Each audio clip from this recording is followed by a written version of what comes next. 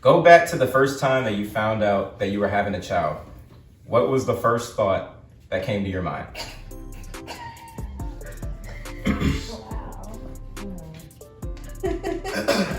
I was like, oh, I'm in trouble.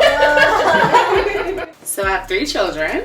Shania, Lee, and Braylon. Shania is 9, Leah is 7, and Braylon is 3.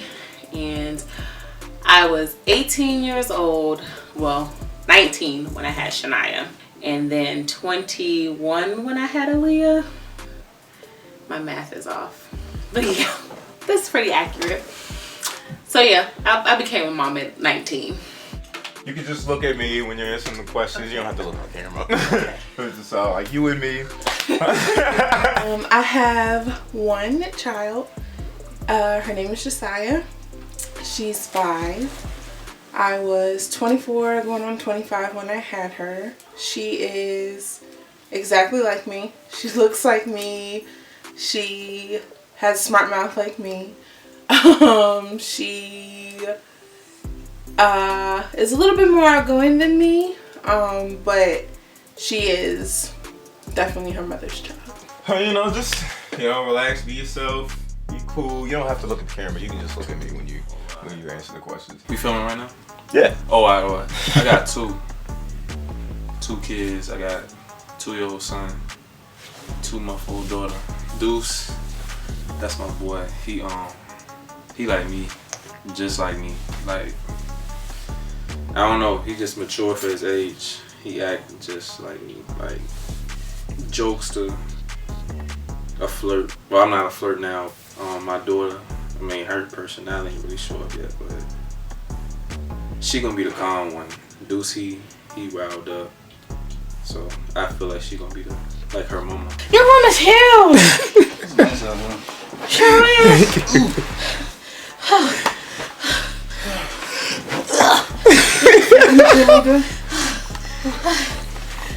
Alright, so we have a total of 5 children and 1 unborn, so that'll be giving us 6. Yes. We'll have 5 boys and 1 girl. So the oldest is 13. Yep. Then we have 12. Mm-hmm. Then we have 9. Mm-hmm. Then we have 8. Nevaeh's 8, honey. 8. And then you have 6 as and Jordan. then 6. And then you have an unborn. Yeah, and then pending.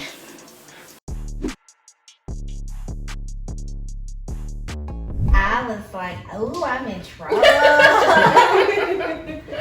Seriously, I was in my junior year of high school. And I was in military school. So I was like, my mama is going to kill me. And so, yeah, my first reaction was like, really bad. I knew I was pregnant. I didn't even have to take a test. I was just like, oh, she gonna kill me. I don't know, man. It was just because that was when I was overseas, so she was just feeling crazy, like throwing up, whatever. So I was like, man, I already know what this is. So wow. I had told my sergeant or whatever. I was like, I think she's pregnant. He was like, all right, go to the commissary or whatever, get a pregnancy test. I got 2. The first one came, they said it take like 5 minutes. The first one came in like 2 minutes. It said positive. I was like, all right. So they took the second one, same thing. So I was puzzled, but I was happy though at the same time. I said, uh-oh. That's what I'm gonna say. I mean, I kind of had a feeling, but it was a shock. I think I was filled with a lot of emotions. I was like, I'm about to be somebody's mama. I'm fresh out of high school. So, but I think I was happy. Just mixed emotions. Scared, happy. I think I was happy as well. I think I knew like the moment I got pregnant, and so like for the 4 weeks or so leading up to when you take the test to confirm, I was like one of those girls who's like poking her belly out and stuff. So when I took the test just to confirm, I think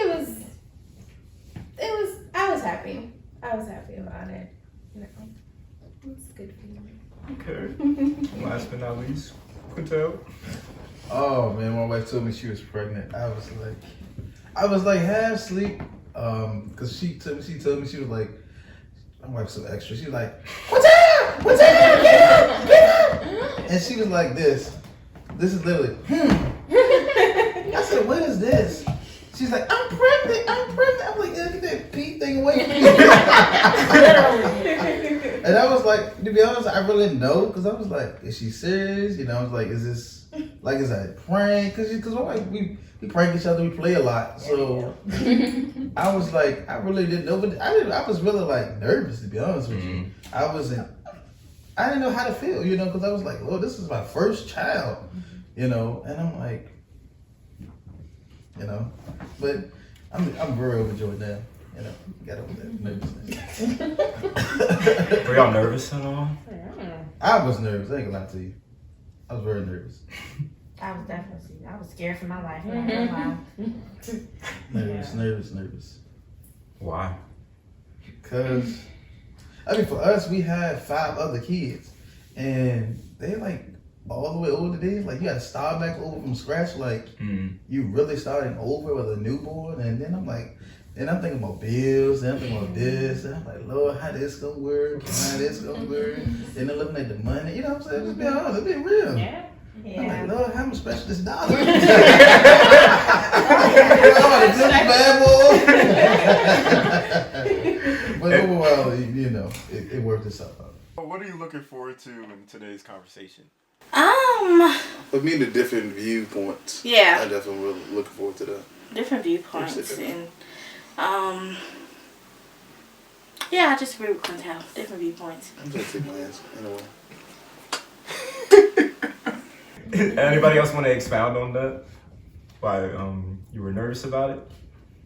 I guess just knowing that you're going to be responsible for somebody else, you know, especially when you're a first-time parent. It's almost like, oh my gosh, like it's really not about me anymore. It's really about this new life that I'm about to bring in the world. So that was it for me. I was nervous about labor. Yeah. Pushing human. All right. I had this question for later, but I'll ask now. Natural versus epidural. What do y'all say? Epidural all day. Sorry, I can't. I don't like pain at all. I had an epidural with all 3. I won't have it any other way. It's just not. I'm not meant to experience pain at its full capacity. That's just not me. Lucky you. Well, for the 5 children that I already have, 4 of them I had the epidurals. One of them decided to come 3 weeks early, and I literally got to the hospital at 8:45 and had him at 8:52. I was not hooked up to anything. I had enough time to take off my clothes and get on the hospital bed. That was it. They were like, okay, we're going to check your cervix. I was like, okay, no, we're not. He is coming. And so every pregnant woman knows their body. Yeah. So I was like, no, we're not doing that. He's coming. And literally, I pushed like maybe 3 times and he was out. But it was very painful. I'm not going to lie. And with this one, this is going to be a water birth. So another natural one. And we're just gonna pray. I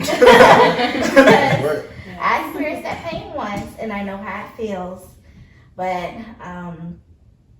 unlike the other times, this time I will have my husband with me. So it'll be a little bit different because I'll have that support rather than not having that support.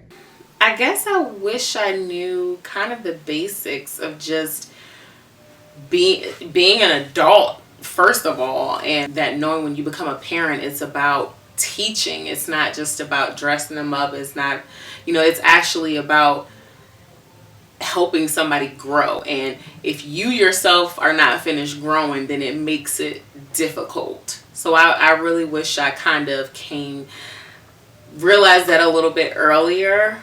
What are some of the biggest differences in raising children now than from how you grew up?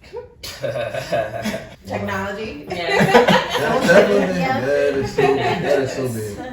Communication. Like what I was saying is you really could not discuss half of the things the parents and their kids talk about nowadays. It was like, you stay in the kid's place and you don't need to know, don't be in our business and all that stuff. Whereas now I feel like more parents are starting to be more open with their kids, maybe a little bit too open, but they're still being open with their kids, as opposed to, you know, when we grew up, it was just like, nope, don't be in my grown folks' business.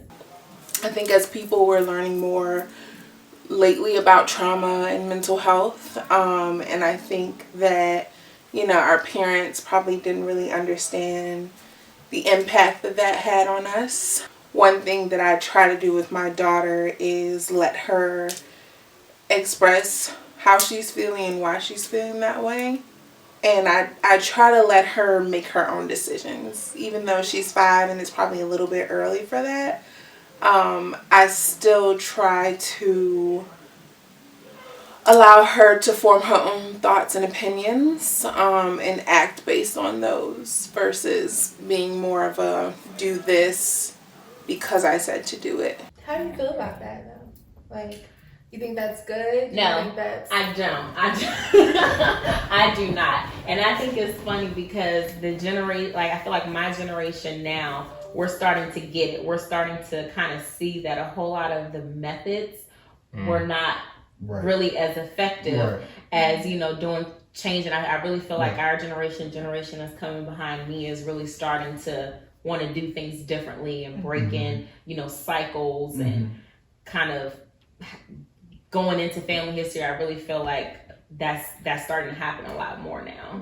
I agree with that as well. It's funny we said that on that interview. I think we probably all did, just about that whole, like, you know, I feel like as a community, whether your parents or not, we're just learning more about like trauma and mental health and, you know, having children that are scared to speak because they don't want to, like, you know, come outside of a child's play. So they're fearful of like what their parents are going to say. And I think, you know, I think our parents probably, like, you know, don't understand it yet, you know, and don't get, you know, how we're raising our children to have more conversations and express themselves more and being more open and sharing with our children. Right. But I think they'll get it sooner. Yeah. I think they'll get it Yeah, sooner. I definitely agree, because I was just saying that to LJ. You don't want your kids too scared to come and have a conversation with you. Right. You always want to be able to let your children come say, well, Mom, I need to speak with you about this. And not be scared or thinking they're just going to come down your throat immediately. Versus when I was little, I know it was more so of, well, Mom, I see this boy or something and it's cute. No, that is not happening. No. It wasn't a conversation. It was just a no. And so, not being funny, but when you hear no so much, you get curious. You know, and so when you get curious, other things start to happen. And so, I wanted to do that differently. With having one daughter, I wanted to be different. And so I'm not as open as to where she can do what she wants, but there is that freedom where we can have conversations, because I don't ever want her to feel like she has to go behind my back and do something when it could have just been avoided by us having a simple conversation. Yeah. So I definitely agree with what you said. I feel like it's too much leniency with this generation and from like how us like Amen to this. Definitely. So like I got love. Like I feel like kids that's like 2000. I say 2008 after. Crazy. Like I got one cousin. She's so feisty and grown. It's like I be seeing her talk to my. I'm like, what the hell? That's how y'all doing. Like, and then it's so much. Like it's damn kids that's like 10 years old with iPhones and all. I done had it at 10 years old. Not even no phone. I got 12 pinball. Straight house phone, nothing. Then the house phone, your parents answering the phone first when you're young. Call you when they want.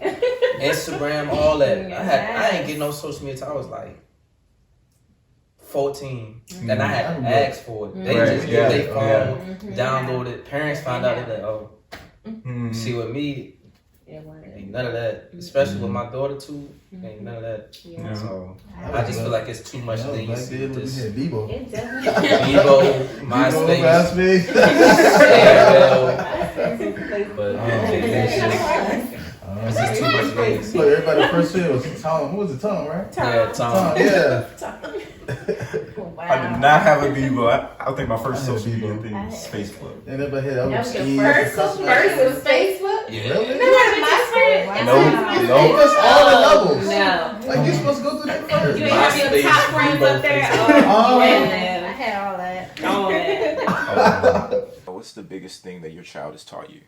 They watch everything I do. Everything. They mimic everything. Say what you say. Like my son Dino is the same things I say. Same stuff I do. So they watch everything. That's probably the biggest thing. You think media in general kind of perpetuated that, the leniency in current parenting? And how so? For one thing, not necessarily social media, but technology is the babysitter now. Right. You know what I mean? And I'm pretty sure we all guilty of that, I am too. But technology is basically the babysitter now. You know, you're not raised by the neighborhood anymore, the next door neighbor. It's YouTube, it's all that stuff. So kids start to see what is, and most of the time they want, I've never for the life of me understood this, but the kids want to get on YouTube and watch another kid play with a toy as opposed to just going in their room and playing with a toy. I have no idea I why. thought my kids were the only weird ones that do Oh, that. no. Yeah, I no. was like, why are y'all watching these people play with slime? Just go Make the slime. And it's just their hands. It's not, you don't even see what these people look like. It's just their hands. And they just get so excited. And they will be there literally for hours. And all these TikToks, like my daughter, 9-year-old daughter, 9 going on 19. And she's seeing people around her with the iPhones and all of this stuff. And a part of me, I've been struggling with this still. Part of me has been wanting to get her one, but I'm like, I would just be getting you one because everybody else has one. But I said, in reality, you're never away from your parents. So who do you need to call?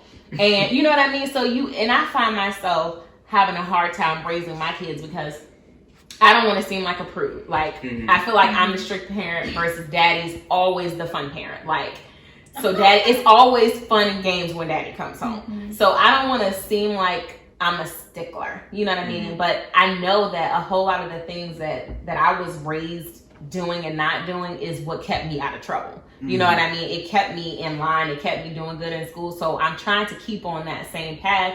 But it's difficult because you're raising kids now where everything is literally about what the next kid is doing. This kid has an iPhone. Now I got to go get an iPhone. For what? Who you need to talk to? I don't get it.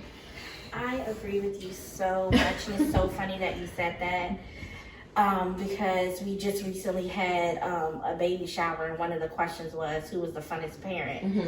And so everybody, I don't understand why, that was there, including LJ, said dad. And I'm like, wait, what about me? And so, but even like when we were doing the questions at home, my daughter was like, dad's the funnest one. And I'm like, well, what about me? And she was like, well, mom, you are strict. And I'm like, well, you're going to appreciate that when you get older. So I understand exactly what you're saying too, because my daughter is more so like, because we have iPhones. So she's like, well, I want one. And she's 13. And I'm like, well, you're going to use that Android and you're not going to have anything at home. Android. Yeah. Flip phone use. You got a flip phone. I'm telling you, these kids are. Yeah. I mean, I just privileged. They are. And they don't even know that they are. Because we didn't have all this. really didn't. And they think they're just supposed to have it now. Yeah. And it's like, but you know what's funny? So my boyfriend and I, we've been doing this with my oldest daughter, and she's actually making me want to go and get a phone because she's like, you know what, I'll just get a lemonade stand because her dad has a barbershop. So she'll be like, oh yeah, I'm just going to go sit outside the barbershop and I'm just going to sell my paintings. I'm going to sell this and I'm going to sell that. I was like, now you thinking. Now you want to get it yourself. You still not getting one. But I like the way that you think. You know what I mean? So, you know, you feel good that she's actually thinking that, because a whole lot of kids just think you're supposed to just give it to them. And the fact that she's willing to work, the fact she's willing to work for it, it makes me say, well, you know what? I like the probably you think as your parent you're still not gonna get one. Right. But you know, you're right. Social media is just something, because it's it's just everybody just comparing themselves to everybody, and they just feel like they just want to keep up with themselves. And I just I was telling my daughter, I was like, you just need to still be a kid. Like, nothing wrong with nothing wrong with the phone. You got nothing wrong with you. I was like, you're very privileged for a kid. You have you live in a 2-parent household. You get you got both your parents. You got this, you got that. Some people don't have that. Some people just gotta have that. You know what I'm saying? I'm just saying some kids will just have attention or just have this or have their parents do this. You tripping over this. Like, this is just nothing. This is a product. We've been a consumer just having this phone. So, we just have to understand the importance of the little things. It's not, because think about it, if you didn't have this, just like, for example, a wife was telling me, telling our kids, like, they get mad because we took the game away from them and we snatched their phones up. So, we bored. I'm like, when I was coming up, outside was our video game. When I was coming up, when I was told you go from this part of the house to this part, if I catch you outside, and I don't see you coming in the house. Outside was our little thing. We were able to use our imaginations, play dirt, we used to do little things, play free sex, things like that. These kids now spoiled. You take this phone away from them? I don't know what to do. Wi-Fi? What's your Wi-Fi password? What you mean? I be at the doctor's. Oh, Mom, do you know their Wi-Fi password? No, I don't. The doctor's Wi-Fi. What is wrong with you? It's just so much with kids and social media, because they get on this TikTok. Oh, I see this. Oh, I see that. Yeah. So what? TikTok. Oh my goodness. It was. Oh my gosh. Like TikTok, I felt like it's okay in some ways, but now it's just. You gotta be careful what they're watching. I don't like all of that stuff, like with the Megan Thee Stallion and any other one. But I just think that is too much. I'm not gonna have my daughter saying that she is savage and poking her booty out. That's right. And then when you're not being funny, but when you have a sign saying that my daughter is missing because she don't went to the store, and she has on shorts that are this short, and they just seen her on TikTok doing a savage video, you can't. You have to watch what your children are doing. And then also too, you gotta be aware of people like that. Predators and things like that. People just watching your kids online. You have to be careful. I mean, you really have to get in your. There was a guy. I remember. My mom, when we watched his shoe was on. I think it was more. It was on some show. And the guy was like, he was like, you need to get in your kids stuff. You need to get in your kids stuff. I was like, why are these fussing like that? He said, you need to get in your kids stuff. He said, his daughter said she was going out with a friend, and he ended up sneaking out, going somewhere, and they were meeting up with this guy at the hotel. And it was actually a cop. They were trying to bust some people. And what happened was, it was, the people they were going to meet wasn't actual, it was somebody they were going to actually trick them into sex trafficking. And because the cop was looking out to them, he got rescued the daughter, and he called them and to let them know, hey, you pick up your daughter, you got to be mindful, because she was about to meet up with this dude, but we locked him up. I don't know how in the world these kids are going off anywhere at like the age of 10. You can't do that nowadays. Right. You can't I'm going to the mall with my friends. Nope, we're going together. Put your friend in, I'm that kind of parent. I want to go spend the night at Nope, let them come over here.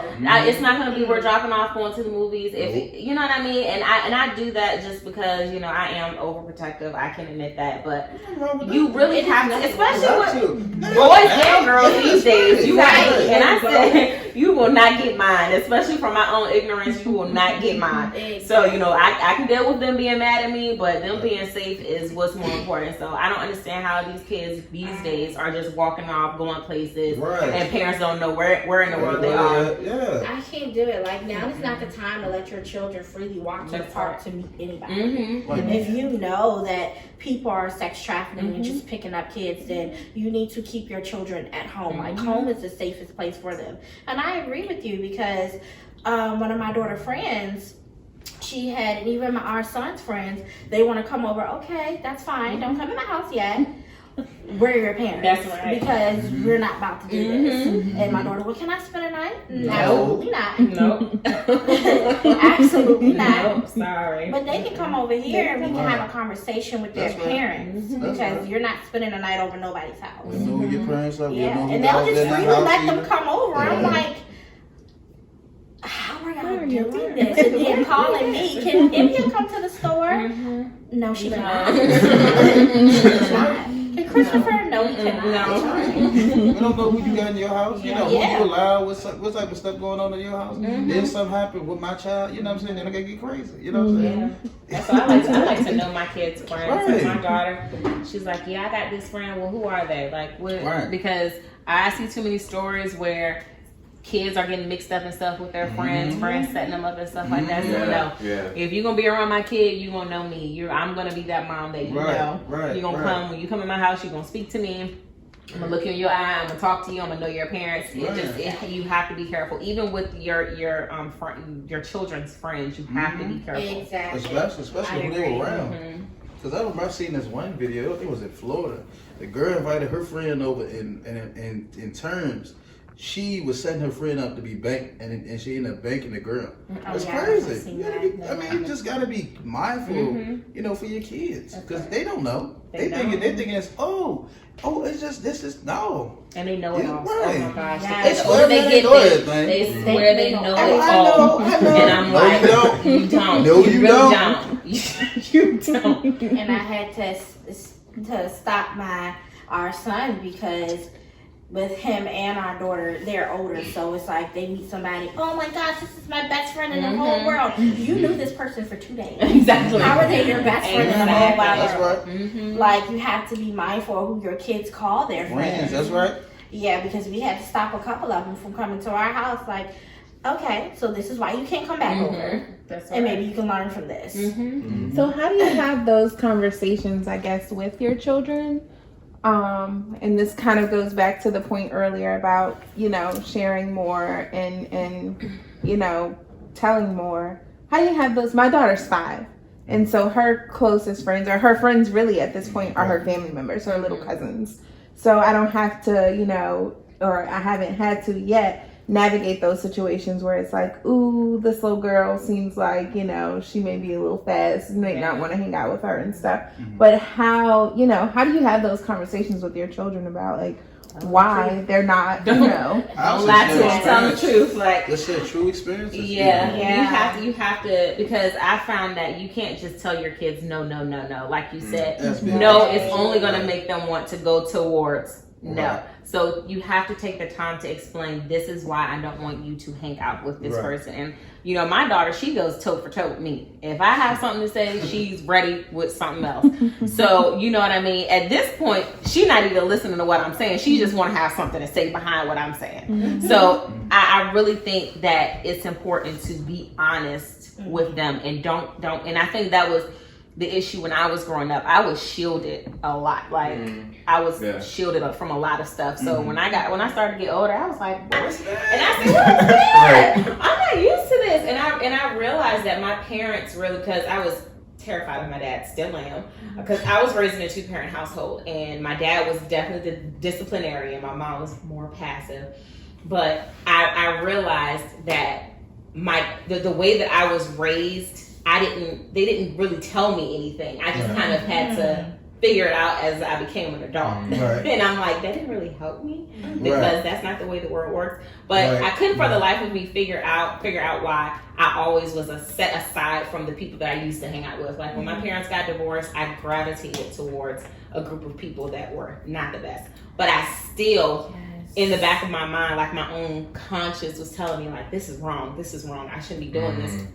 And I was always like, I felt like an outsider because, you know, I knew what right from wrong was. And I realized that every one of them, their households were different. You know, it wasn't a 2-parent household, or their mom was one way or their dad was one way. So I realized that I was set aside for a reason because, you know, and of course I don't hang out with them anymore just because, you know, we're not alike. We're really, and when you really make your kids see that the people that they're really chasing, they really don't have anything in common with. I'm talking about real life issues, like if you got in trouble, are they willing to still be your friend? Are they willing to take the fall? I'm not saying that that's a friend, but are they willing to really live up to that when you're going through something? Are they really going to be your friend, or are they just your friend because y'all got the same pair of shoes? I don't know. Why kids friends nowadays? You know what I mean? I agree. I definitely agree with her. Yes. Because, yes, children nowadays, like, they think they're grown, they have minds of their own. And as she was saying, you just really have to sit down and have those conversations and be open and honest with them. And I know you said she's 5, but even with her being 5, if she gets a little friend like in a year or 2 from now, just say, hey, you know, question her about the friend. Well, do you think that was nice of her to do this? And like, just kind of put yourself in her shoes and take it to her level. Because at 5 or 6 years old, she's not going to understand versus us having teenagers. Right. So we kind of have to just put ourselves in their shoes, in their level, and just speak to them based on their age. You know, so it's never too young to have those open conversations, and they'll just at that age that'll help her, because as she gets older, she's going to be so excited to have conversations with you, where it's not going to be so much of when she gets a teenager she's scared to talk to you, because at the age of 5, you know, she's going to remember those days where I went to mommy and we had no problem talking about this. So that's going to build a relationship for y'all as she gets older, to just be openly able to talk to you about things as she gets older. I'm gonna backtrack a little bit. You mentioned the Cardi B and Meg Thee Stallion. Like, there was like a huge fuss when the WAP video like first came out. Oh my God. So, okay, so